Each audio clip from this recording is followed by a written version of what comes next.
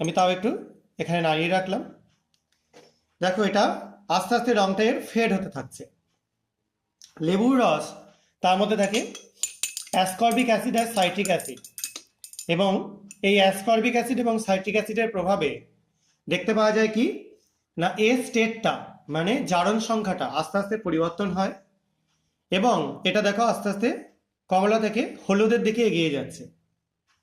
অর্থাৎ এর জারণ সংখ্যা পরিবর্তন হয়ে স্টেটটা ছিল +7 যখন KMnO4 ছিল, সেখান থেকে আস্তে আস্তে এটা MnO2-র দিকে অগ্রসর হচ্ছে, ম্যাঙ্গানিজ ডাইঅক্সাইডের দিকে অগ্রসর হচ্ছে। কিন্তু দেখো এটাই আমরা HCl দেওয়াতে এদের কিন্তু কোনো পরিবর্তন ঘটলো না, অর্থাৎ এর জারণ স্তরের পরিবর্তন আমরা কোনো রকম দেখতে পেলাম না এখনো পর্যন্ত। এবার আমরা আরো একটু লেবুর রস এখানে অ্যাড করে দিচ্ছি, দেখি যদি চেঞ্জ করা যায়।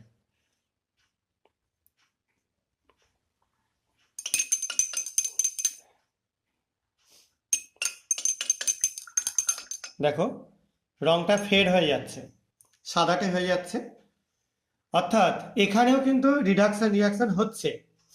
কিন্তু এই যে কালারটা যেভাবে ফেড হচ্ছে সেটা থেকে আমরা প্রমাণ করতে পারলাম কি, এর ক্ষেত্রে রিডাকশানে তৈরি হয়ে যাচ্ছে কি KMnO4 থেকে সরাসরি MnCl2, যেহেতু HCl দিয়েছে MnCl2, এই জন্য দেখো এটা পুরো বর্ণহীন হয়ে গেল।